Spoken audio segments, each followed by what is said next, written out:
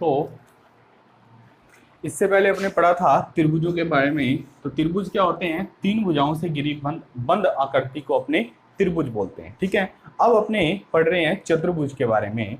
तो चार भुजाओं से घिरी बंद आकृति को अपने चतुर्भुज बोलते हैं। कोई भी आकृति जो कैसी भी हो सकती है, वो ऐसी भी हो सकती है, ठीक है, लेकिन वो चार भुजाओं से घिरी हुई होनी चाहिए और क्या होनी चाहिए? बंद आकृति होनी चाहिए। इसको अपने बोलेंगे चतुर्भुज। ठीक है, तो चतुर्भुज क्या है? चार भुजाओं से घिरी बंद आकृति को अपने चतुर्भुज कहते हैं। अब चतुर्भुज के कुछ गुण धर्म पढ़ते हैं। तो सबसे पहले चतुर्भुज के अंतः कोणों का योग। कोई भी एक चतुर्भुज है, इसके जो अंतः कोण हैं, इनका योग 360 होता है। ठीक है, ए, बी, सी और डी।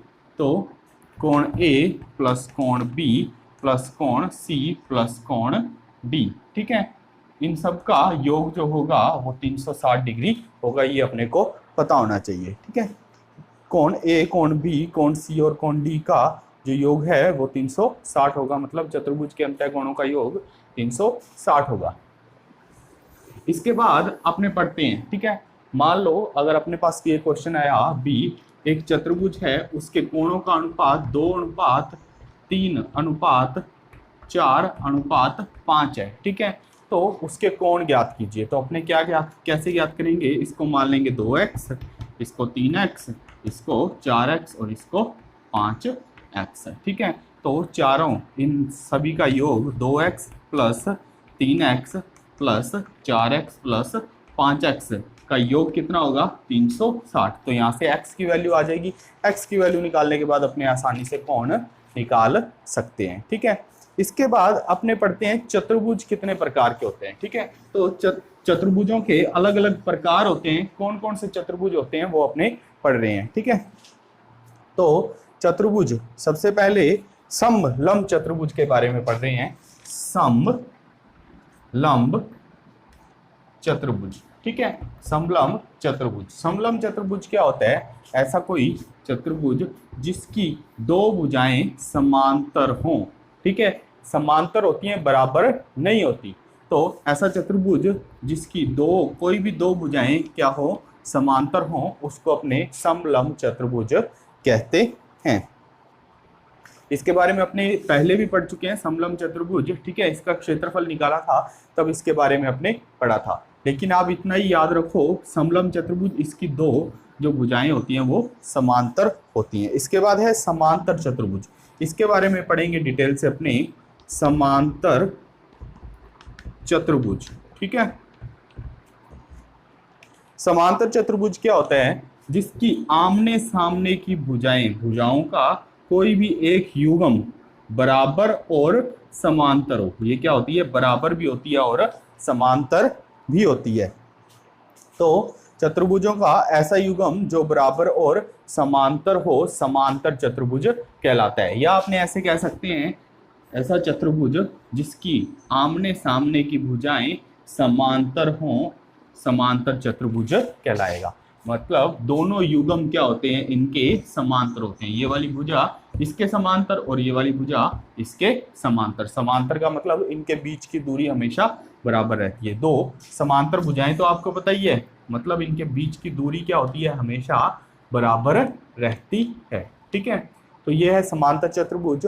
और इनकी जो भुजाएं हैं, आमने सामने के युग्म, ये बराबर भी होते हैं, समांतर भी होते हैं और बराबर भी होते हैं, एक दूसरे के बराबर होते हैं। ये था समांतर चतुर्भुज। और इनके विकर्णों की भी विशेषता होती है। ये विकर्ण आपस में समद्विभाजित करते हैं। समद्विभाजन का मतलब ये विकर्ण इसके बराबर होता है और ये वाला विकर्ण इसके बराबर होता है। ये आपस में समद्विभाजित करते हैं। ठीक है, और देखते हैं अपने पास है आयत। ठीक है, आयत को अपने एक समांतर चतुर्भुज कह सकते हैं। ठीक है, एक आयत एक समांतर चतुर्भुज भी है। आयत, ऐसा आयत। ठीक है, आयत और समांतर चतुर्भुज में फर्क क्या होता है? आयत और समांतर चतुर्भुज में फर्क, आयत का जो प्रत्येक कोण होता है वो 90 डिग्री का होता है, जबकि समांतर चतुर्भुज, आयत को एक समांतर चतुर्भुज भी कह सकते हैं, जबकि जो समांतर चतुर्भुज है उसका प्रत्येक कोण निश्चित नहीं होता। लेकिन उसके आमने सामने के कोण जो होते हैं वो बराबर होते हैं। ये उसमें बताना भूल गया था मैं, समांतर चतुर्भुज के आमने सामने के कोण बराबर होते हैं। जो भी ये मैं बता रहा हूँ ये कॉपी में लिखना है, नोट करना है, ठीक है। उसके बाद मेरे को चेक भी करवाना है।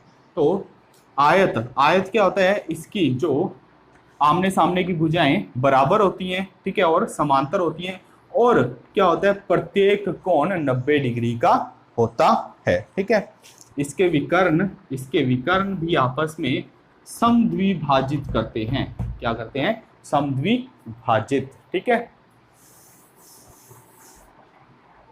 उसके बाद है अपने पास समचतुर्भुज।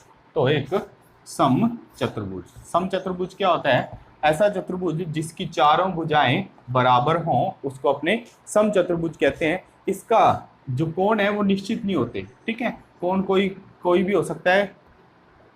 तो इसकी लेकिन एक विशेषता होती है, क्या होती है, इसके जो प्रत्येक भुजा होती है ये बराबर होती है, ठीक है। और एक वर्ग की बात करते हैं, तो वर्ग क्या होता है, इसकी प्रत्येक भुजा बराबर होती है, वर्ग की प्रत्येक भुजा बराबर होती है और प्रत्येक कोण 90 डिग्री का होता है। एक समचतुर्भुज और एक वर्ग में यही अंतर होता है कि इसमें कोई भी कोण निश्चित नहीं होता, इसमें प्रत्येक कोण 90 डिग्री का होता है, ठीक है। तो जो एक वर्ग है और एक आयत, ठीक है, वर्ग और आयत ये दोनों क्या है, समांतर चतुर्भुज भी कह सकते हैं। वर्ग और आयत को समांतर चतुर्भुज भी कह सकते हैं क्योंकि इनके आमने सामने की भुजाएं बराबर और समांतर होती हैं, ठीक है। वर्ग और आयत समांतर चतुर्भुज हैं।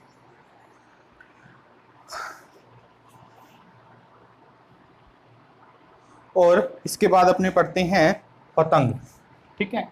और वर्ग के जो विकर्ण होते हैं ये आपस में लंब समद्विभाजित होते हैं, मतलब ये इसके बराबर, ये इसके बराबर, और ये आपस में 90 डिग्री का भी कोण बनाते हैं, ठीक है। ये एक इसकी और विशेषता है, वर्ग के विकर्ण आपस में लंब समद्विभाजित होते हैं, मतलब ये एक दूसरे पर लंब भी होते हैं और समद्विभाजित भी करते हैं, ठीक है। और वर्ग की प्रत्येक भुजा बराबर होती है, इसका प्रत्येक कोण भी बराबर होता है, 90 डिग्री का होता है। इसके बाद पढ़ते हैं अपने पतंग के बारे में।